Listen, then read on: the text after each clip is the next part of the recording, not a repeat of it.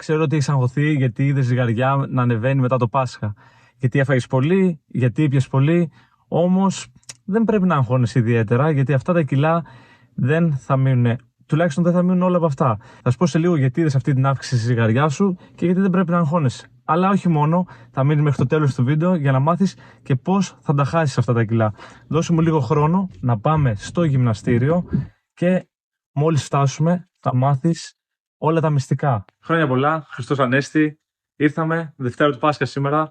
Είμαι κι εγώ ένας από αυτούς τους οποίους έχω φάει πάρα πολύ, απ' όλα, χωρίς ενδιασμούς και χωρίς τύψεις. Και είμαι κι εγώ από αυτούς τους οποίους είδαμε τη ζυγαριά μας να ανεβαίνει 2-3 κιλά. Ίσως σε κάποιους λίγο λιγότερο, σε κάποιους μπορεί και λίγο περισσότερο. Όμως αυτό δεν είναι κάτι το οποίο πρέπει να μας ανησυχεί και ούτε πρέπει να νιώθουμε άσχημα. Καταλαβαίνω όμως ότι επειδή ξυπνήσαμε, είδαμε το νούμερο να είναι μεγαλύτερο από αυτό που είχαμε μείνει. Και επειδή έχουμε και το αίσθημα του βάρους, ίσως έχουμε και κάποιο crash στην ενέργειά μας, είναι λογικό να κάνουμε αυτές τις αρνητικές σκέψεις. Όμως σήμερα θα σας πω γιατί δεν πρέπει να αγχώνεστε, ακόμα και αν είδατε αυτά τα κιλά, και θα σας εξηγήσω από τι είναι αυτή η αύξηση των κιλών και αν θα μπορούν να φύγουν το ίδιο γρήγορα. Μείνετε λοιπόν μέχρι το τέλος του βίντεο για να μάθετε όλη την αλήθεια. Πάμε λοιπόν να ξεκαθαρίσουμε τι ακριβώς είναι αυτό το βάρος που βλέπεις. Με πολύ απλά λόγια, γιατί αυτό το βίντεο απευθύνεται κυρίως σε αρχάριους, σε κόσμο που δεν γνωρίζει πάρα πολλά για το χώρο του fitness και γενικότερα. Θα μιλήσω με πάρα πολύ απλά λόγια για να γίνομαι κατανοητός. Okay? Οπότε, αν κάποιος επαγγελματίας του χώρου βλέπει αυτό το βίντεο, να με συγχωρέσει για την απλοϊκότητα που μιλάω, ώστε να γίνουν πιο εύκολα αντιληπτά στο κοινό. Ωστόσο, αν κάποιος επαγγελματίας βλέπει το βίντεο, θα ήθελα επίσης να μας αφήσει και τη δικιά του γνώμη κάτω στα σχόλια. Το βάρος λοιπόν που βλέπεις είναι κυρίως από νερό και γλυκογόνο. Για να το πούμε πολύ πολύ απλά. Για κάθε γραμμάριο υδατάνθρακα που έφαγες, για παράδειγμα, αν έφαγες πολλές πατάτες λόγω της ημέρας, ρύζι ή μακαρόνια που δεν νομίζω ότι έφαγες τα δύο τελευταία, είμαι σίγουρος ότι πλακώθηκε στην πατάτα τη γαϊντή, το πιο ωραίο φαγητό του κόσμου. Θα σου πω ότι για κάθε γραμμάριο λοιπόν υδατάνθρακα που έφαγες, το σώμα σου έχει τη δυνατότητα να αποθηκεύει από 3 έως 4 γραμμάρια νερό. Οπότε, αυτό που βλέπεις, η αύξηση λοιπόν του βάρους, προέρχεται κυρίως από υγρά και δεν είναι καθαρό λίπος όπως νομίζεις.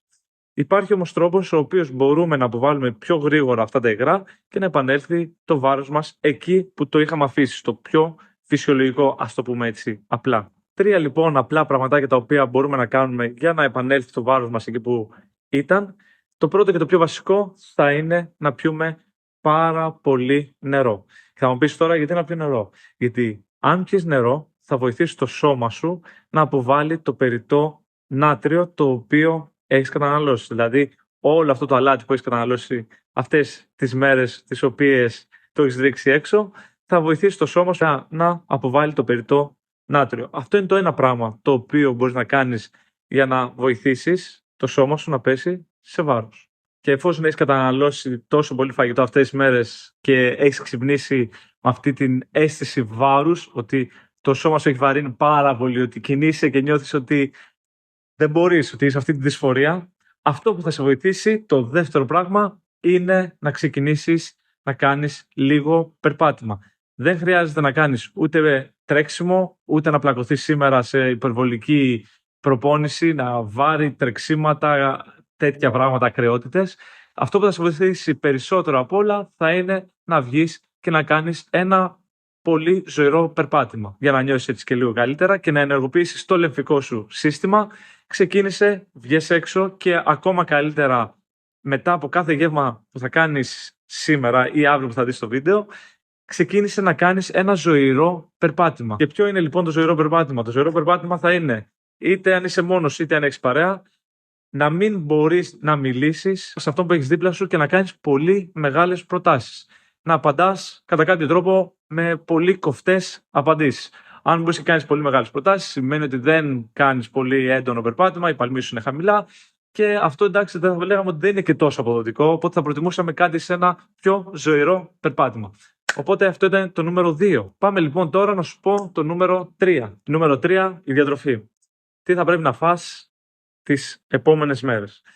καλό θα είναι να διατηρήσεις τη διατροφή σου χαμηλή σε υδατάνθρακες, καθώς, όπως είπαμε, αυτές τις μέρες καταναλώσαμε πάρα πολύ υδατάνθρακα, οπότε έχουμε γεμίσει και τις αποθήκες του υδατάνθρακά μας, ωραία, το γλυκογόνο μας.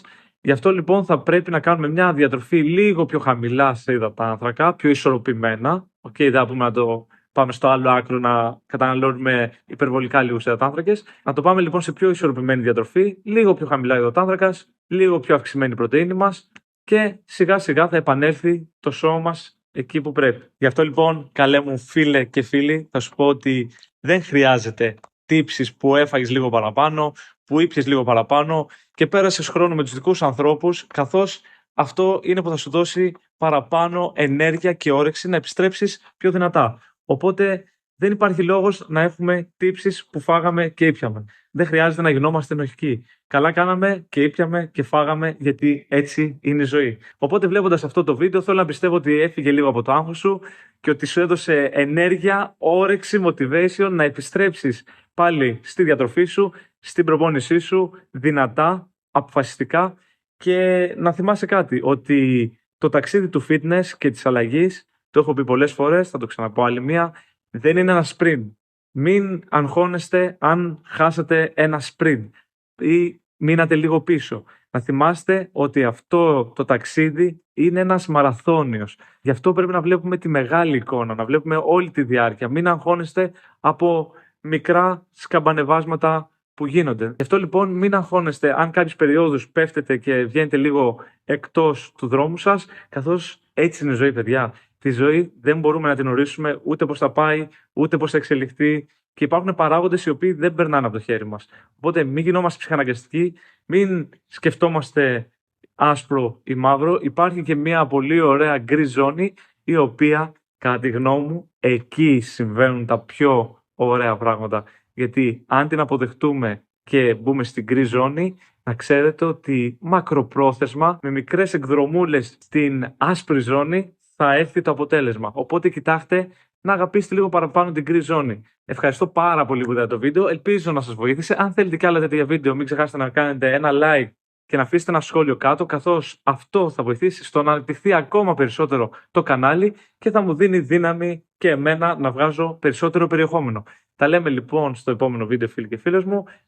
Φιλιά πολλά και να θυμάστε όσα είπαμε. Αυτό το ταξίδι είναι μαραθώνιος.